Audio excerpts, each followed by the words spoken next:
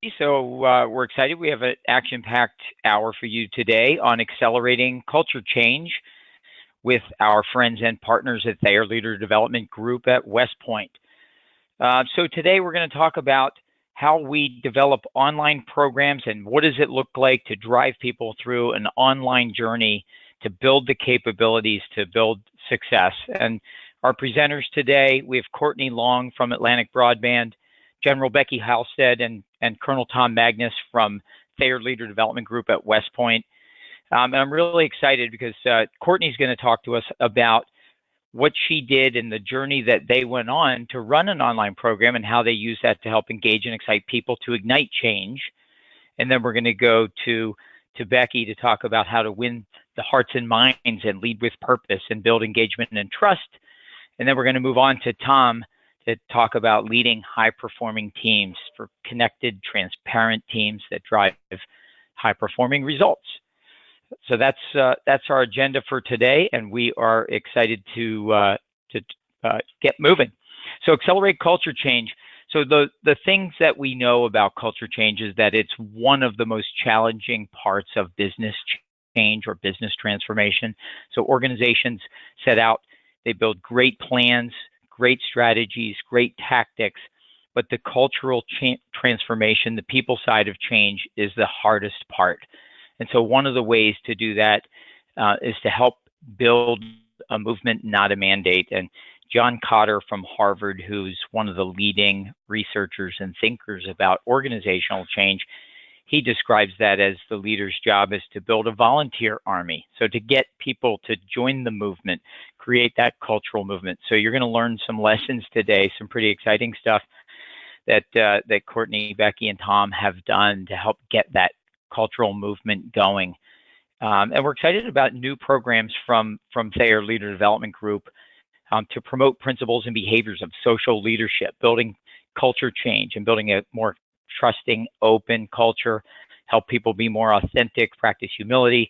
So you're going to learn about those things, becoming more open to learning from failure, improve communication. And the way this all comes together is through, this is where we're involved at CorpU. So we make the strategy activation platform and we partner with folks like TLDG at West Point and other schools, and everything is built in an online program that's built around this concept of a learning sprint or a guided learning journey.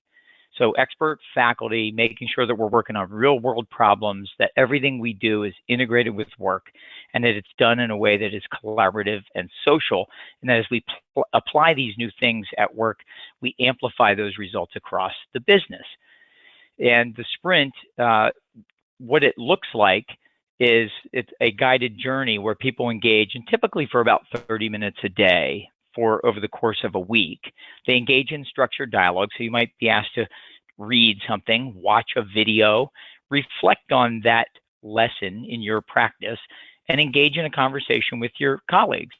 And so the key is to do that for about 30 minutes a day, do that for a week, and that's what a 1 week learning journey or learning sprint looks like. And what we know is that if we connect people together and engage them in dialogues, and not just teach them, but teach them in a socio-cultural way, a social learning way, we actually bring them in, we invite them to participate in dialogue.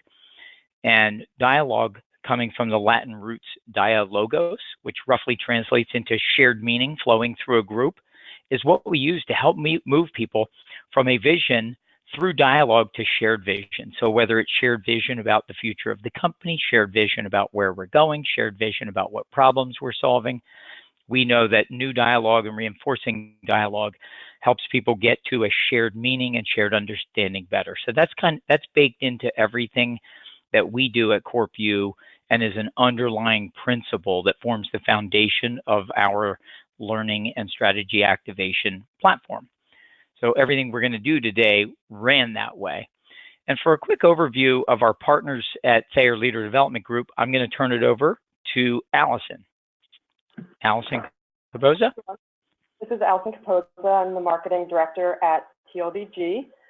We've been a company founded since 2010. We're based out of West Point at the United States Military Academy in New York. Our founding principles were based on our partners' experience as veterans and West Point graduates. We basically, what we do is we take the timeless leadership principles that are taught and instilled to the military cadets at West Point and in the United States Army, and we take those leadership principles and we apply them to the corporate sector. These are very transferable, very translatable to the corporate sector. We teach military leadership to civilians. And we work with a number of different companies globally, different industries, different size organizations, nonprofit, for-profit, government, educational facilities.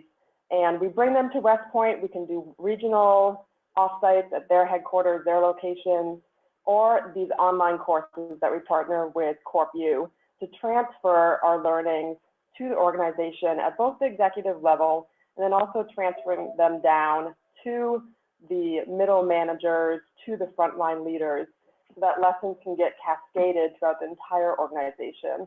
And that's what we're really interested in partnering with CorpU about, making sure that our leadership lessons don't just get stuck at the executive level, but really get pushed down to those people on what we call the front lines, the day-to-day jobs, the leaders who are managing teams in different business organizations, different units within a company, so that they make sure that all of their values, their leadership lessons are getting aligned and getting transferred to their teams, and also making sure that those lessons are aligned and their leadership principles are aligned with the senior executives within the corporation. So we're very excited to be partnering with CorpU to deliver these lessons in an online learning platform. And we have a number of different courses which we'll walk you through. We basically leverage our faculty who are retired military officers. They have a wealth of experience in both the corporate and civilian sector and are very engaging, powerful, dynamic, inspirational leaders of character who will be our faculty in these online courses.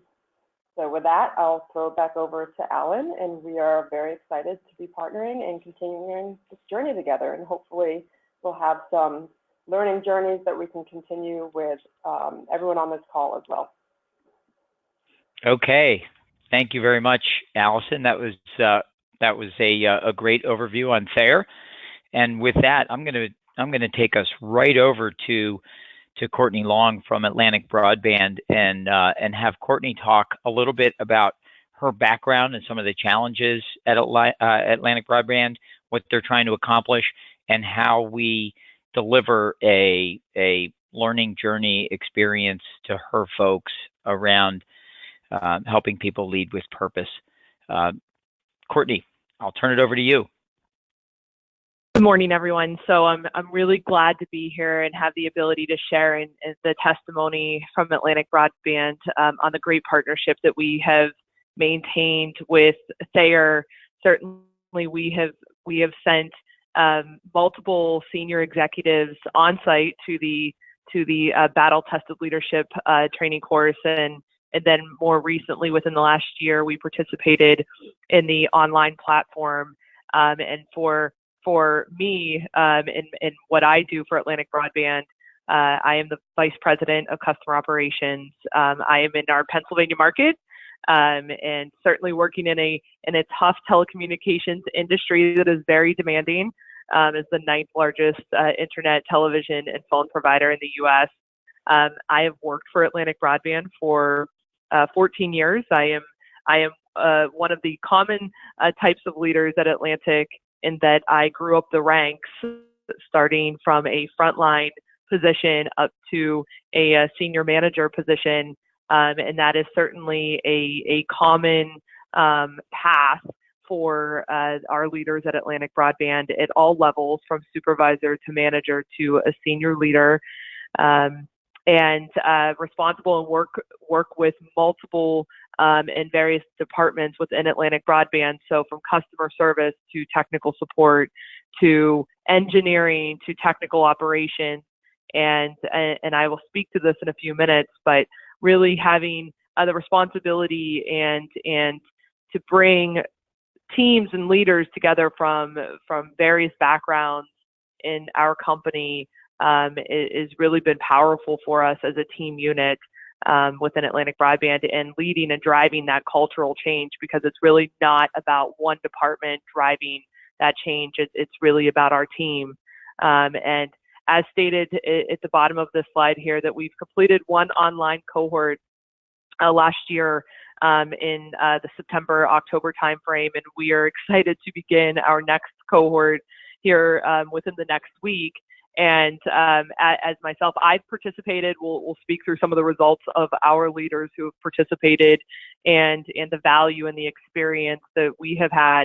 But I often think about Becky Sunday nights and in one of the modules, and her experience and sending emails and driving communication on a Sunday night, and the impact that has to her employees on Monday morning when they come into work. And every Sunday I think about that lesson, and it has changed my behavior. And I think that's, and that's just one example of the mindfulness that I think that all of the leaders who participated in the online course, that we've walked away with nuggets of valuable insight and information that we've held on to, even though it's now 1 year later. That it wasn't a course and the content wasn't delivered in a way that you're in the moment and you can feel the change and you can feel the excitement, and then once the course ends, then we just shift back to our old behaviors and our old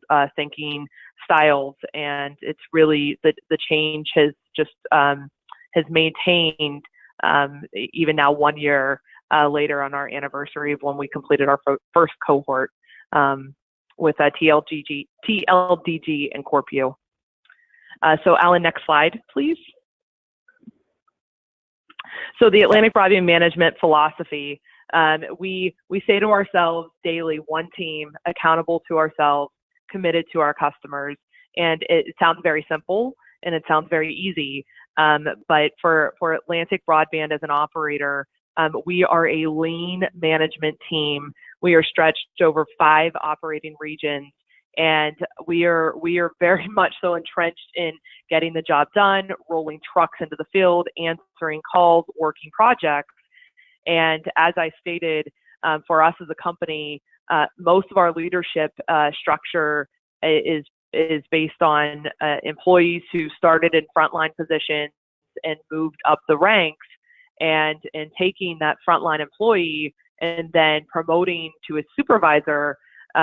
Certainly in theory sounds like that might be an easy transition, but for us as a company, where we have struggled is that we have not been able to really find the time to teach that frontline employee how to be an effective leader. And I wouldn't say that we expect them to figure it out, but certainly by our inability to really provide that training that we've developed as a company, we in many ways we have not set our leaders up for success. And so as we and like I stated, we've sent multiple leaders on site to West Point, which was great, which has been great for us as well, and we've had great experiences. But we really do not have the ability to send a large size group like we can enroll in the online platform to West Point. And so for me to have the ability to put our top 30 leaders through an online course was huge. It's something I would not have otherwise had the ability to provide dedicated leadership training to that size of employees group at Atlantic Broadband without this opportunity and without this leadership course. And I was able to take our top leaders from our Connecticut location down to our Miami Beach and Florida location, and multiple operating regions in between, and bring them together for a period of time where they were able to engage directly and talk through leadership challenges and their experiences in a way that they would have never otherwise, that conversation would have never started. It would have never happened without this opportunity with this leadership course. And so for that, and as I've stated, we're excited. We've actually expanded the size of the cohort for our next leadership experience that's beginning in 1 week. And I think just based on the feedback from our participants from last year, there is such excitement, and folks are looking forward to next week. I'm actually at a senior leadership offsite meeting right now with Atlantic Broadband, and there's just such an air of excitement for folks to participate and to begin this journey. And that's largely based on the recommendations and the feedback from our first cohort, which has been the greatest marketing tool that I could use within this organization. So Alan, next slide, please. Yep. And so, you know, I think it's a bit redundant here, and maybe I'm just so excited about it that as far as the course delivery, that the platform is really built in a way that it provides content that's really applicable and easy for all shapes and sizes of leaders to really digest, and in a way that it's not overwhelming, that in the middle of being a leader for Atlantic Broadband and all of what that involves, and then having a family and having a life, that our participants were really able to easily digest. And I think they look forward to really these courses in a way where it was like going back to college, going back to school, where they really looked forward to the modules and the participation and working together with their breakout groups and that time away from everything else, the daily tasks that they're so immersed in, that there's just, and it's continued even when I speak to leaders who participated, that it's largely stated as the best leadership experience that they've ever had, and I think that speaks for itself. As stated, our coaching and leadership culture, we're often in our organization focused so much on fixing our frontline employees largely, and whether that's coaching or development and training, that again, we promote from within at a very high amount of our leaders, as I stated, have really started in that frontline position, and just you know, believing that they'll figure out how to be an effective leader really just does not work.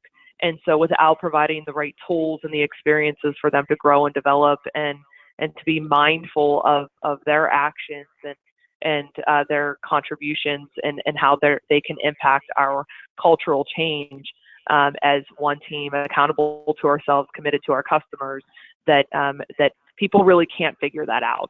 And that this investment has just been invaluable for us. Alan, next slide. Okay, great.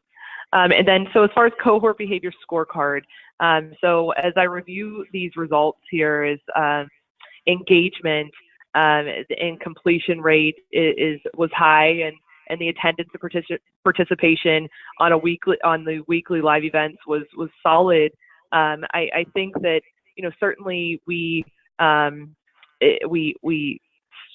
spent much time as an organization and carved out the time as an organization to ensure that participants did not feel overwhelmed by the experience, that we were mindful of this time that we have invested in and committed to providing this leadership to our employees. But more than that, I did not need to force anyone to complete their modules, to attend the live event. That there was, I think that everyone just so much looked forward to that time that it just happened organically. Network contribution, as far as participants who are just contributing to discussions on the discussion boards. I thought that was really interesting for me in my position. It was just so great to really review the commentary. And again, it was employees or leaders who come from different departments were exchanging in a way that they never would have otherwise without this platform and having the ability to do so through this course. And then the value, I think that, you know, it speaks for itself that we are continuing to send our employees through an additional or our next cohort, we will continue to send our employees to the West Point on-site platform because we've had the results. It speaks for itself, and the strength in our leadership team and in driving the cultural change has just been so significant for Atlantic Broadband that we know that without these leadership courses that we would not be where we are today.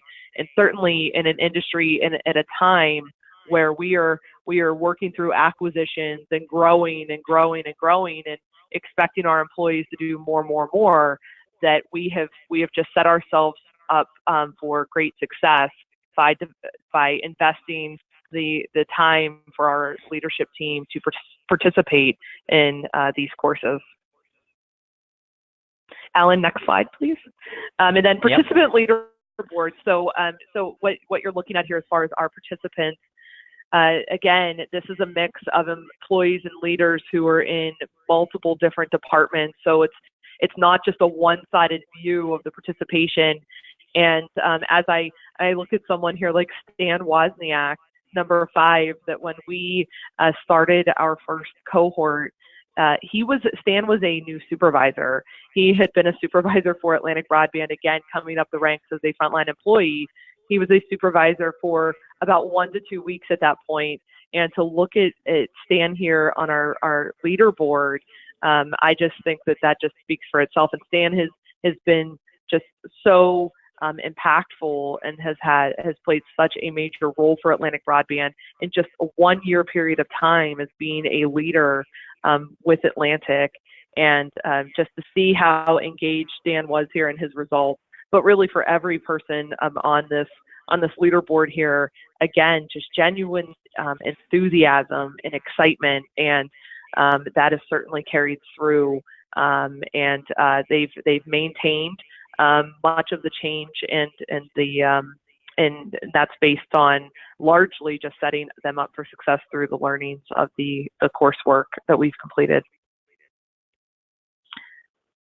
And then testimonials, I think that certainly these are words straight from the participants here, and I think the middle quote here, I feel it also brought our leadership team closer to being able to speak with people not just from our offices, and I think that for us as a company in building the cultural change, and it really begins with bringing our top leaders together from other departments, that it's not just customer care, it's not just engineering or technical operations, that it's really critical that we're all one team. And again, many of these leaders were engaging in a way of taking care of customers and running our business, but never in a leadership style before.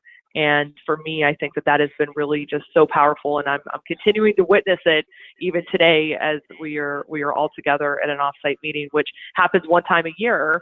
But again, it's really the day-to-day activities that drive our business forward. And our last slide. Right, and so I think that, again, and I mentioned this before, that I think that the course content was delivered in a way that regardless of what type of leader you are, and certainly we did not have that analysis beforehand, that the course just really assumed that you have a mix of 30 leaders, that all of them learn in a different way. And I think just by the course content being delivered in a way where there were videos, or there was reading and other in discussion platforms and journaling, and it really just allowed us, and myself included, to get the most out of the program. And for us, I think that it's just, again, something that we are not built or designed to provide within our organization on our own without the support. Well, Courtney, thank you so much for your time today. I know you guys are so busy. You're leading breakthrough change. You're a role model for how to do that. You're in the middle of a management offsite today, and you took time out of your busy schedules to be with us. So we're certainly appreciative of that, and your story about building strong leaders and engaging people. And with that, I want to turn it over to and introduce Brigadier General Becky Halstead to talk about some of the lessons in leadership that she developed over her unbelievable career in the military, and those lessons that form the foundation of our programs that we're getting the kind of results that Courtney talked about today. So with that, I'm going to turn it over. Becky, if you're there. I am. Thank you, Alan, and thank you, Courtney, for all your feedback on the 3-week course that Atlantic Broadband has enjoyed and taken. So I just have to say that this topic is what I'm most passionate about, leadership. And so it's been a really neat experience to partner with CorpU and TLDG to create these online platforms, and now the 2 sprint courses that we have. So and the 2 that we have, as you look at the slide, one week is leading with character and competence, and the second week is leading with purpose. And so I think that what it all boils down to, and I heard some of Courtney's words resonate after taking the course that really made my heart smile, is that at the end of the day, we want to share, we want to educate people on leadership, but what we really want to do is ignite people to action. And I really believe that a better me is a better we. So if I can first improve my individual personal leadership, then that's going to have a great impact on the team, which Tom's going to spend time speaking about after me. So next slide, please, Alan. So if we want to do that and talk about changing behavior, then we have to first look, and the first week is about leading with character and competence. So the Army model of leadership, as you heard about earlier, is the be, know, do. And I think this particular week really focuses on the be, our values. And my short version definition of leadership is that leadership is a fusion of heart and mind. That's character and competence, that leadership is an art and a science, and we don't always get it right. And when we don't get it right, we need to step back and go, okay, what did we do wrong? How can we improve? So, it's amazing to me that companies find themselves in a culture that they sometimes have a hard time navigating. And they forget that, we create the culture, the environment that we're operating in. So if we created it, we can also change it. And it's really just boils down to doing what is right. So if I talk about character and competence, I have an array of photos there, and I can't tell all those stories, but as you saw on one of Courtney's slides, I think it was one of the last slides on the testimonials, it talked about my examples. Well, my examples are stories. There are stories where, I enjoyed practicing leadership. But candidly, there's stories not just about success, there's stories about where I struggled, where I didn't get it right. And that's what helps make these courses come to life for the people who are taking them, because they can relate. They go, oh my gosh, I found myself in that situation. It brings real perspective to the individual who is taking the time to do these courses. So, when I look at these pictures, the top left, Sergeant Marshall, he was my driver. And he challenged me on a couple of things that I was asking him to do. And when I step back and look at that, I think, now, why was he able to challenge me? One, because we had developed trust between each other. I, as a leader, had created an environment where he could respectfully challenge something that I was saying. And then we have a great story called the cheeseburger story, which people have to go and look at the book and do the online course and get something out of it. But at the end of the day, I had asked him just to go pick me up 2 plain cheeseburgers. And he did exactly what I asked him to do. But the key was he was going to Burger King. And I inferred then that he would understand that I didn't want him to bring me back something with tomatoes and lettuce and onions and all this, what I call rabbit food. And he, in fact, brought me back exactly what I asked for, which was 2 plain cheeseburgers. It wasn't what I wanted, however. I wanted condiments on my cheeseburger. But when I realized that I'm in the wrong, that he had done exactly what I asked him to do, I found myself going, well, how can I make it right? Like, how can I make me right? That I didn't goof this up, he did. And the reality was, no, I had. And so by admitting that, it increased our trust and our respect for each other. And I think that sometimes when we're in a leadership role, we scramble to try to make ourselves always look right, when in some cases we have to admit our shortcomings. And what we find is the end result is that builds the team far better, because when we don't do that, it destroys the team. So when we talk about heart and mind, character and confidence, it is really allowing ourselves to be real, to be humble, to be authentic. And some of those other pictures kind of show that authenticity in very hard situations. But you know, when it's hard, that's when you're gonna learn the most. Take the next slide, please, Ellen. And the second week is really about leading with purpose. So if the way I like to describe that is, we have a set of values. We have our corporate values, we have our personal values, and we have our behavior. We have the decisions that we make, the way we lead, our behavior in the workplace. Our values and our behavior need to align. If they don't align, people see that very quickly. And when they don't align, then trust gets minimized. And so I like to say that values plus our behavior, when they're aligned, helps to define and create our purpose. And we want leaders to lead with purpose. So as I was listening to Courtney, I thought she talked about how taking this course has helped change some of their leadership behavior as individuals. And what I was really hearing is, and the excitement in which they found themselves learning to be better leaders, is that they really discovered that there's great joy in leading, and that comes with leading with purpose. That really, at the end of the day, it's about those that we lead, as you were talking about the leaderboard, and it's about seeing them grow, seeing them get excited about leading, seeing them find that there's joy in leadership. And the only way to do that is to get out and about, kind of the do part of our be, no, do leadership model. And so, that for me, I kind of have a one-liner that says, hey, as leaders, we need to circulate, we need to communicate, we need to connect, we need to embrace and encourage people. So, in Iraq, I had the honor and privilege of leading a command of 20,000 soldiers and 5,000 civilians. And there's no way that I could personally know all 20,000 people. But, I have a saying that when you can be present, be present. And you need to get out from behind the desk and circulate and connect with people. And so when you look at that little collage of photos up on the top left, the gentleman with his hands straight out, he doesn't work for me. He's like the customer. He's the client. He's in charge of force protection at a base where some of my 20,000 soldiers operated. And so when I went to visit my soldiers, and as a leader should, I also visited him because I wanted to know how could I help him in anything to do with force protection of that base. Because if I can help him, he is in essence helping my people that live and work there.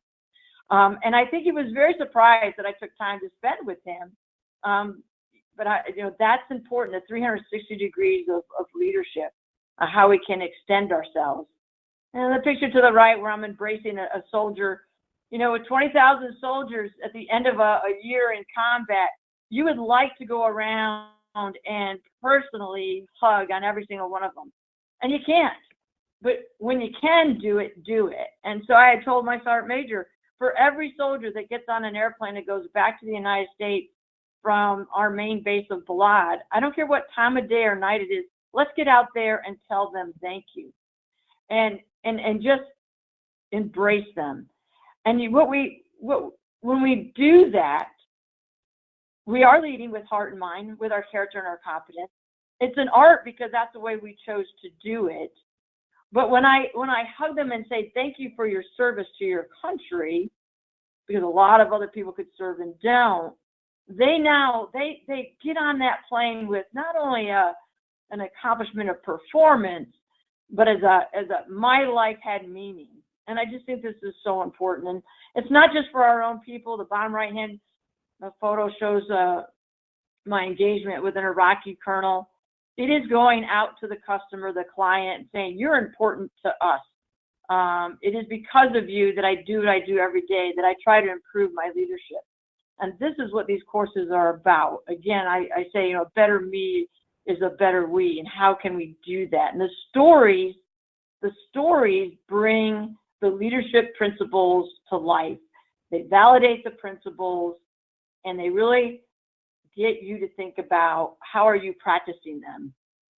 Next slide, please, Alan.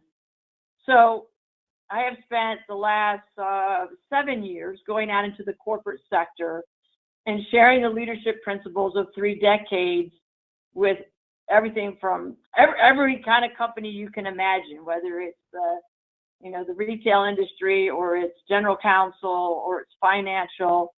It doesn't matter. I mean, the topic of leadership transcends all organizations.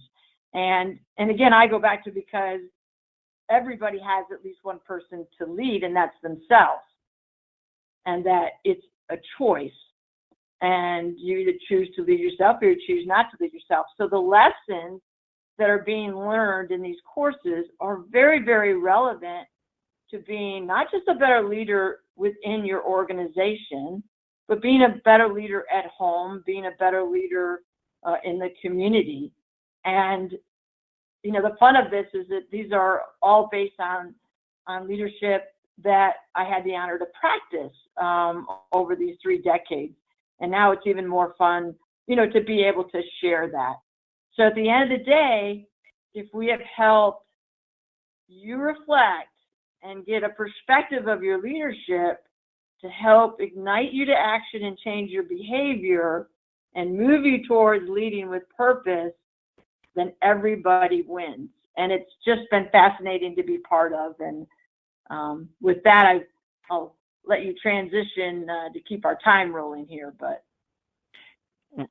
Yep. Thank you, Becky. So just one quick question from you said something about culture. You said if we created the culture, then we can certainly change it. And I just wonder, why do you suppose that it is so hard to do in the corporate world? Why do leaders struggle with that? Well, I think first of all, I think oftentimes because people don't even realize that they can be the change agent, that they can change it. They go like, oh, because I speak with a lot of companies that are part of mergers. One large company merges with another, and you have 2 different cultures coming together. And they go, oh, well, the CEO came from the other company, so now that's the culture it's going to be. But not necessarily. I mean, take the best of both cultures. So I think some people don't realize that they have the ability to change that. I sat on President Obama's Commission for Diversity, and it was all about how are we doing a better job at inclusion and promoting minorities within the military, especially at the flag officer, general officer rank. And and someone, a very senior general officer said, look, we can't help it. That's just the way it is. And I'm like, oh, no. No, see, that's where we have to have the courage to say, no, change is good. And we should drive change instead of letting the culture drive us. We should drive change and drive the culture. And that's, and I made the comment to this 3-star general. No, you see, we created this culture over time, and we can change it. And so I just think the reluctance is maybe a little bit of lack of courage. Maybe I have enough to do, so look, I'll let somebody else take that on. And I can tell you that when I sat on the commission for President Obama's Diversity Commission, there were so many times that I had to really dig deep and say, Becky, you need to stand up and say something. There's a reason you're on this commission, and now is not the time to be quiet. Now is not the time to be lazy or complacent. This is an opportunity to step up and do it in a way that's not in people's faces, but do it in a way that's compelling. But that takes energy, and some people, the higher they go, they get more tired and they don't want to do it. So I think these courses kind of re-energize you to say, hey, I love being part of this organization. Let me be a more active leader in this organization. And when that happens, then you have the energy to say, I'm going to help drive change in a very positive way. Thank you so much, Becky. Appreciate all of your comments. I'm going to use that as the bridge to building and leading high-performing teams, coming right off of the courage to be a change agent. And I'm going to turn it over to Tom Magnus. And Tom, over to you, leading high-performing teams. Hey, thank you, Alan, and good morning, everyone.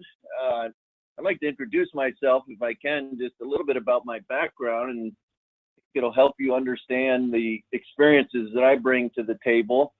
I am a West Point graduate, graduated from West Point, the military academy for the Army. You spend 4 years there as a cadet, then you graduate as a second lieutenant. I graduated in 1985. I am an engineer, officer, and I spent 26 years in the Army following graduation, and it really was a blur, a mixture of experiences in combat operations and military commands, and then notably working with civilians. As an engineer, I had the opportunity to have a number of assignments with the Army Corps of Engineers, and if you know, the Army Corps of Engineers is all over the world. Certainly they're in a neighborhood near each one of you listening today, and they're all civilians. And it really was a shake-up to my career. It was not something I had anticipated. I thought, being in the Muddy Boots Army was everything to me. It's why I joined, and then they threw me out into the cold, cruel world of civilians with the Army Corps of Engineers, and nothing I thought I was prepared for, and surrounded by people that knew everything about engineering. I knew almost nothing. Certainly these were technical experts, and the struggle I had to figure out how could I succeed, let alone contribute in that sort of environment. And then I realized I had everything I needed to be successful. And it really is about leadership. And I had learned that, starting from my time as a cadet. When I graduated from West Point, I went to the Rangers. And, many of you have probably heard of the Rangers. If you haven't, everyone's heard of the Navy SEALs. I like to remind people, just think of Navy SEALs, but better. That's the Army Rangers, of course. And Ranger training is 60 days of no food and no sleep. It's just a miserable grind. It really is an opportunity to reflect that there is so much more that is possible from each one of us. And we set limits for ourselves, and until you have challenged and tested those limits, you will never know that there is more that is possible from yourself and from your team. And when we're looking here at high-performing teams and how do we get the best out of one another, the best out of ourselves, and the best out of our teams, there's really two key themes in this program that we've developed for you. One is that everyone must be a leader. It's in there. The potential is there within every person. And what we see in high-performing teams is that leadership requirement is not just reserved for the people at the top, those that are in formal, leadership positions. It isn't about a position. It really is about behaviors. And those that behave like leaders can be found at any position within the organization. And where you see high-performing teams, it's where everyone is acting as a leader. So we want to provide those kinds of skills and tools that will enable leadership success throughout the organization. And the second theme that we see in high-performing teams, and certainly that runs throughout this course, is that you have to put the team above yourself. We have a sort of bumper sticker expression. We say, mission first, people always.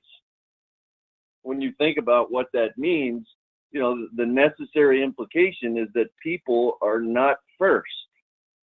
And that's sort of difficult for some to understand, but of course we say people always, so you can't abuse people. You have to engage them, take care of them. But if every person on the team would recognize, I'm not first, that we have to do whatever it takes to accomplish the mission, that's what you see in high-performing teams. That's what allows for accountability of yourself to meet the standard, and then the willingness to look at another person and to call them out and say, you're not meeting the standard. And the standard is the standard.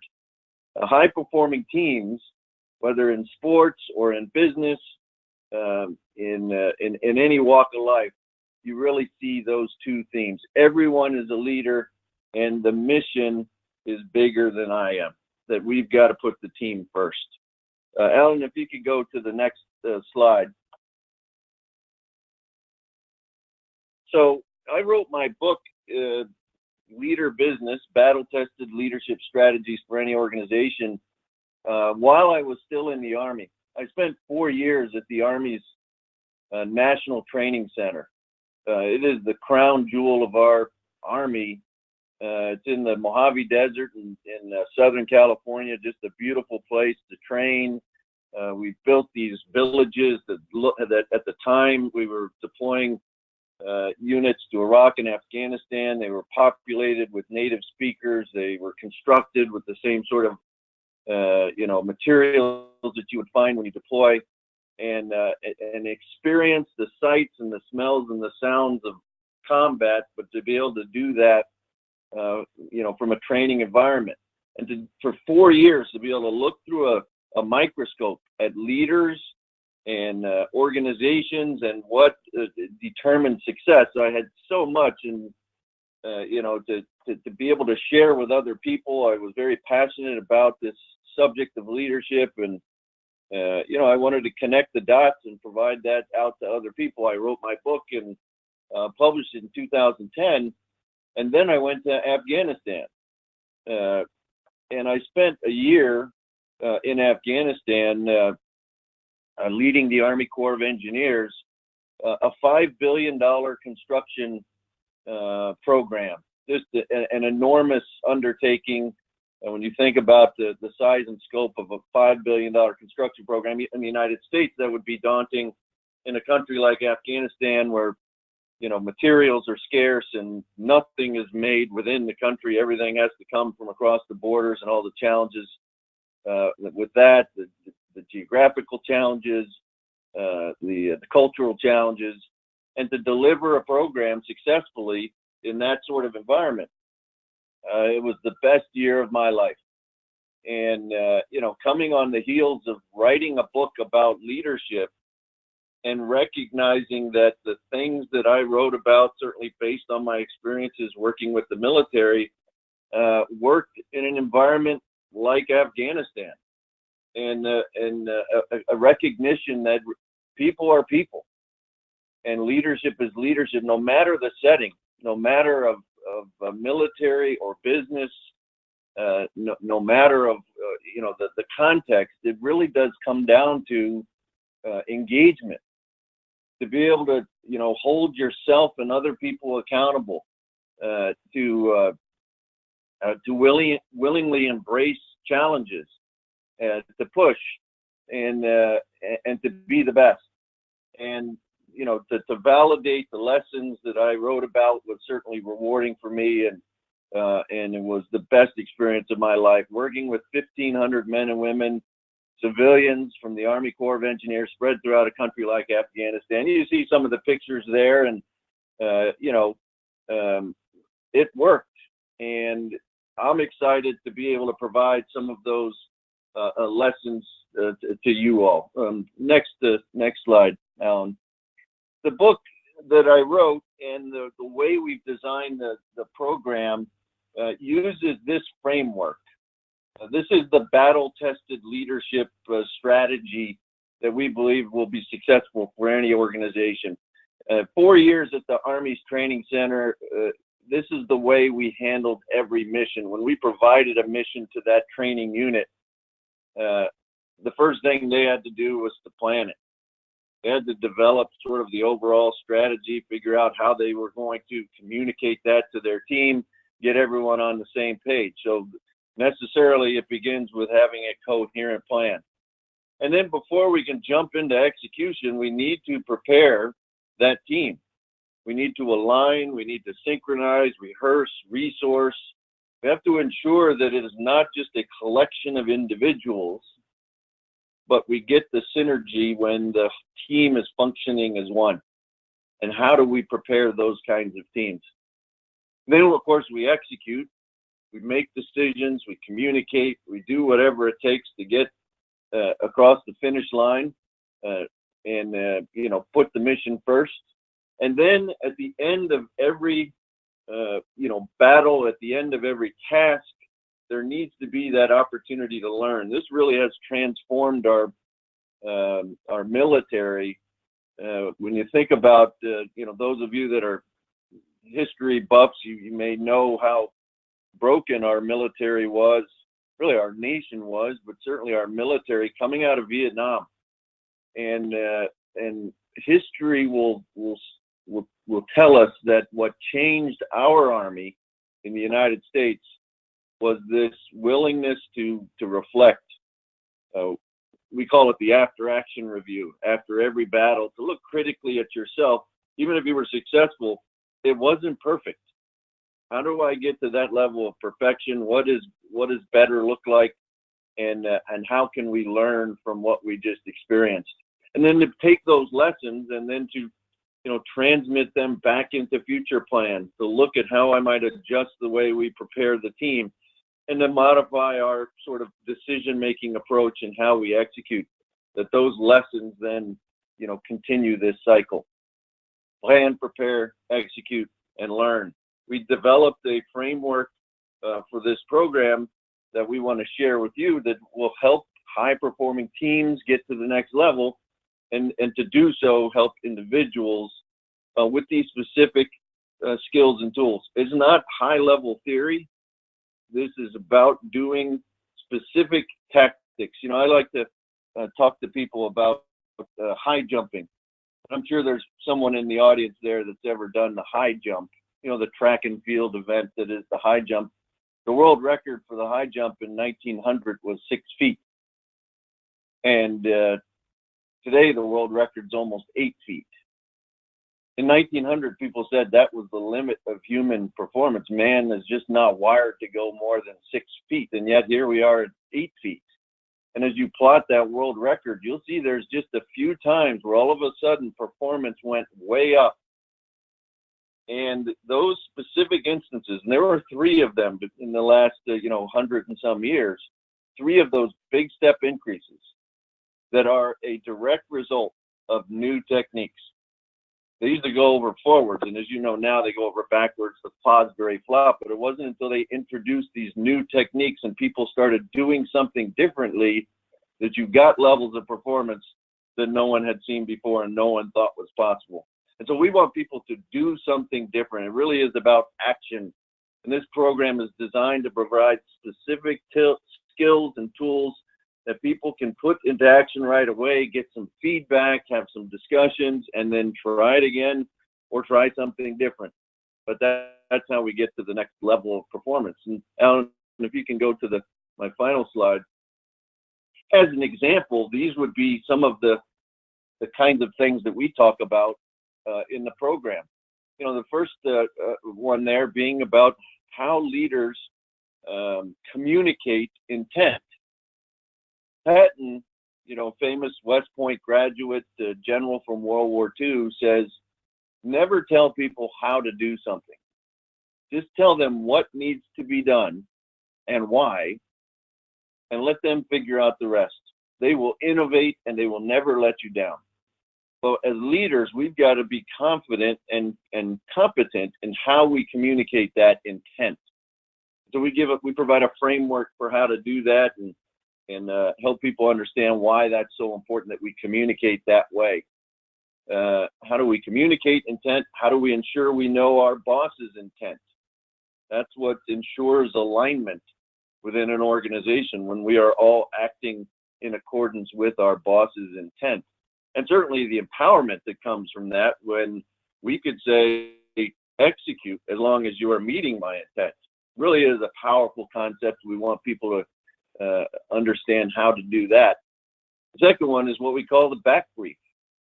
When we communicate intent, it's not a blank check that we just say, well, now go do whatever you want. There needs to be that check with me.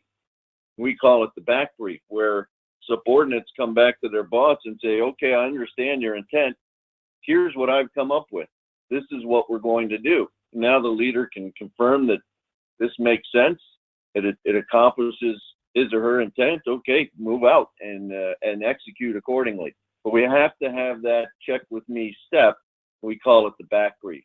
And when we go through all of the benefits to that approach, you will see how powerful it is and how it leads to autonomy, empowerment, innovation, and alignment within an organization.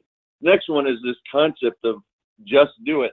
I'm excited to share with you the background behind this approach where, we want people to be bold, to take aggressive action, but we cannot just say go and, expect everyone to go. There needs to be some framework that we give people that says, look, before you, come back to me and ask for permission to do something, ask yourself these questions. And if you can get yeses to these questions, then don't ask for my permission. You already have it.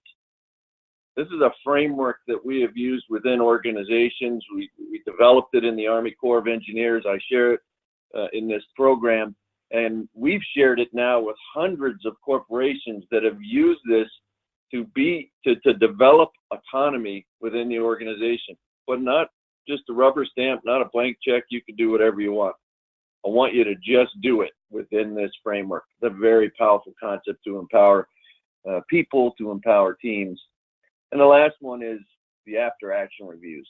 I mentioned that is how we learn. That's how individuals learn.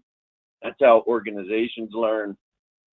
Again, our standard when we execute in the military is not, did we do well? We're always going to do well. We're not going to let things fail. So we don't wait until we have failure and then let's do an after action review. I mean, it's not often that you will even allow things to fail, but you'll do whatever it takes to accomplish the mission. But that wasn't what the plan was. It wasn't perfect. Well, that's what we want to talk about. That's a very positive learning opportunity. When we say what wasn't perfect, we've always got stuff to talk about. And if we can commit to getting a little bit better each and every task that we do, each and every mission that we take on, we'll be much better over time. Just a little bit better day by day, much better over time. And it is this disciplined approach to looking critically at yourself and the performance of your team that we share in discussions about the after action review. Those are some of the nuggets. And again, that's how we get people to high jump at a much different level than they ever thought possible, when they can do something different than they were doing before. That's what I call leader business. Those are the sort of battle-tested leadership strategies that we include in this program, and I'm looking forward to the results that I know will come when your team takes on this challenge. Alan, back to you. All right, Tom, thank you so much for helping us learn about the mission bigger than me and leader business. So I just want to thank everybody and thank our partners at Thayer Leader Development Group, Colonel Tom Magnus, teaching us about leading high-performing teams, General Becky Halstead today, winning their hearts and minds and leading with purpose, and our special guest today, Courtney Long from Atlantic Broadband, who walked us through the story of engaging exciting people and how their leaders are actually leading change on the battlefield we call management and business. Thank you to everyone for your time today, and we look forward to getting lots of people to go through some of these programs on leading high-performing teams, leading with purpose. Thanks again, everybody. Have a great day.